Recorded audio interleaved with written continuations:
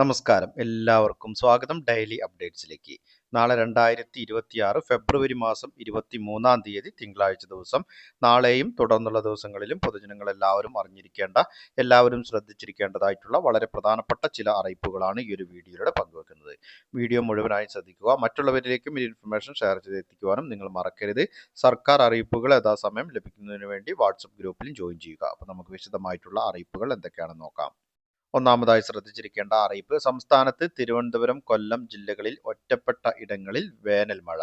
ഇടിമിന്നലോട് കൂടിയ ശക്തമായ മഴയ്ക്കും മണിക്കൂറിൽ 40 കിലോമീറ്റർ വരെ വേഗതയിൽ ശക്തമായ കാറ്റിനും സാധ്യതയുണ്ട്.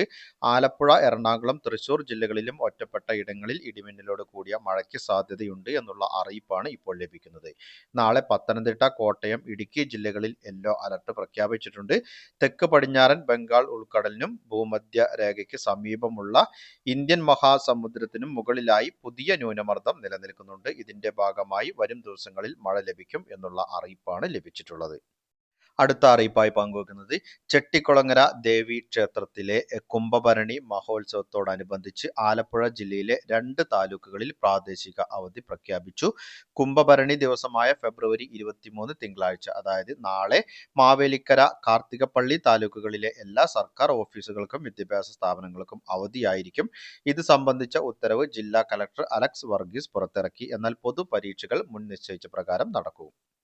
അടുത്തതായി ശ്രദ്ധിച്ചിരിക്കേണ്ട അറിയിപ്പ്, കേരള സർക്കാർ പുറത്തിറക്കുന്ന ഫോട്ടോ പതിച്ച നേറ്റിവിറ്റി കാർഡിന് മന്ത്രിസഭയുടെ അംഗീകാരം. നിലവിൽ വില്ലേജ് ഓഫീസുകളിൽ നിന്ന് ലഭിക്കുന്ന നേറ്റിവിറ്റി സർട്ടിഫിക്കറ്റിന് പകരമായാണ് ഈ ഒരു പുതിയ തിരിച്ചറിയൽ രേഖ നൽകുന്നത്. പൗരത്വ സംബന്ധമായ വിഷയങ്ങളിൽ ആശങ്ക നിലനിൽക്കുന്ന സാഹചര്യത്തിൽ തലമുറകളായി കേരളത്തിൽ ജീവിക്കുന്നവരുടെ ഐഡന്റിറ്റി ഉറപ്പാക്കുകയാണ് ഇതിലൂടെ സർക്കാർ ലക്ഷ്യമിടുന്നത്. ജനന സർട്ടിഫിക്കറ്റ് ഇല്ലാത്തവർക്കും കേരളത്തിന് പുറത്ത് ജനിച്ചവരാണെങ്കിലും മാതാപിതാക്കൾ കേരളീയരായിരിക്കുന്നവർക്കും ഈ ഒരു കാർഡിന് അർഹതയുണ്ടായിരിക്കും. സർക്കാർ സേവനങ്ങൾക്ക് തിരിച്ചറിയൽ രേഖയായി ഉപയോഗിക്കാവുന്ന ഈ ഒരു കാർഡ് വിതരണം ചെയ്യുവാനുള്ള ചുമതല തഹസിൽദാർമാർക്കായിരിക്കും. പദ്ധതികൾക്കായി 20 കോടി രൂപ സർക്കാർ ബജറ്റിൽ വകയിരുത്തിയിട്ടുണ്ട്.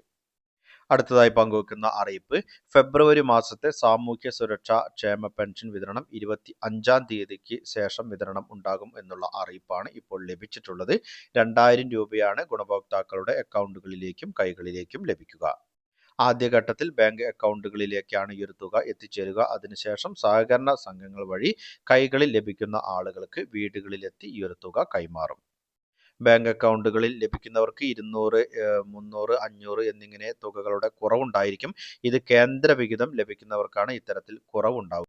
ഈ ഒരു തുക പിന്നീട് നിങ്ങളുടെ അക്കൗണ്ടുകളിലേക്ക് ക്രെഡിറ്റ് ചെയ്യപ്പെടുന്നതാണ്. പൊതുജനങ്ങൾ എല്ലാവരും ശ്രദ്ധിച്ചിരിക്കേണ്ട എല്ലാവരുടെയും അറിവിലേക്കായി വളരെ പ്രധാനപ്പെട്ട അറിയിപ്പുകളുടെ വിശദ വിവരങ്ങളാണ് പങ്കുവച്ചത്. മറ്റുള്ളവരിലേക്കും ഈ ഇൻഫർമേഷൻ ഷെയർ ചെയ്തെത്തിക്കണം. നിങ്ങളുടെ അഭിപ്രായങ്ങളും നിർദ്ദേശങ്ങളും കമന്റിലൂടെ എഴുതി അറിയിക്കുക. പുതിയൊരു വീഡിയോയിൽ വീണ്ടും കണ്ടുമുട്ടാം. അതുവരേക്കും അനൂപ് സൈനിങ് ഓഫ്.